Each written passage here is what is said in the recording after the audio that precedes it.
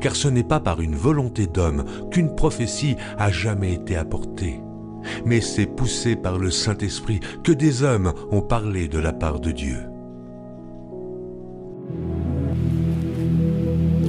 Message sur la Côte d'Ivoire, reçu le 9 février 2024.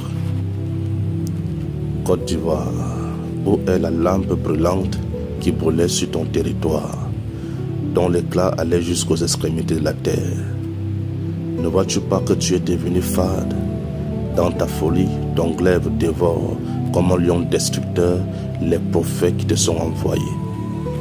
Hommes de cette génération, considérez la parole du Seigneur. Ai-je été pour la Côte d'Ivoire en désert?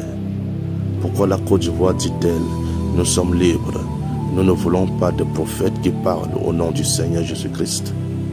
Oh, Côte d'Ivoire, pays que Dieu aime, qui a dans son sein les princes de Sion. Mais tes chefs et ton roi sont corrompus et pleins de ténèbres. Ils rejettent mes envoyés et préfèrent les prophètes et les prêtres de Baal, avec qui ils ont fait beaucoup d'alliances. Oh Côte d'Ivoire, ta nation est puante. L'odeur de sa puanteur monte jusqu'au ciel. Le pays est souillé, car des autels de sang sont en grand nombre, des libations impures. Pourquoi veux-tu cacher tes crimes?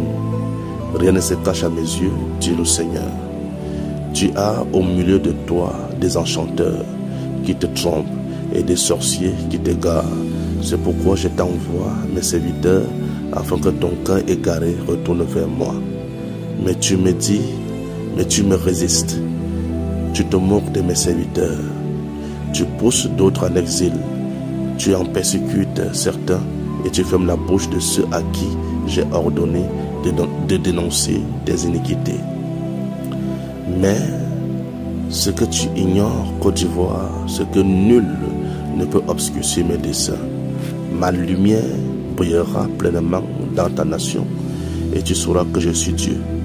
Mes élus sauteront de joie. La beauté de mon peuple se fera voir dans tout le pays et on connaîtra la grandeur de mon saint nom, dit le Seigneur. Pour cela, je briserai le sommet de la tête de ta haute montagne qui se prend pour Dieu dans le pays. Je l'écraserai complètement.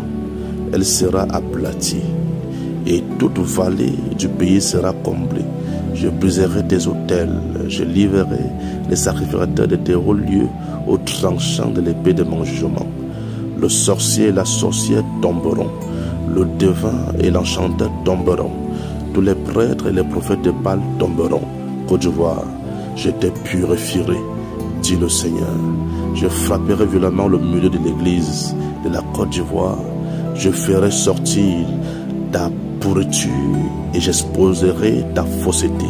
Église de Côte d'Ivoire, tu verras mes œuvres. À moi la vengeance et la rétribution. Quand leur pied chancellera, car le jour de leur malheur est proche, et ce qui les attend ne tardera pas, dit le Seigneur. Deutéronome 32-35.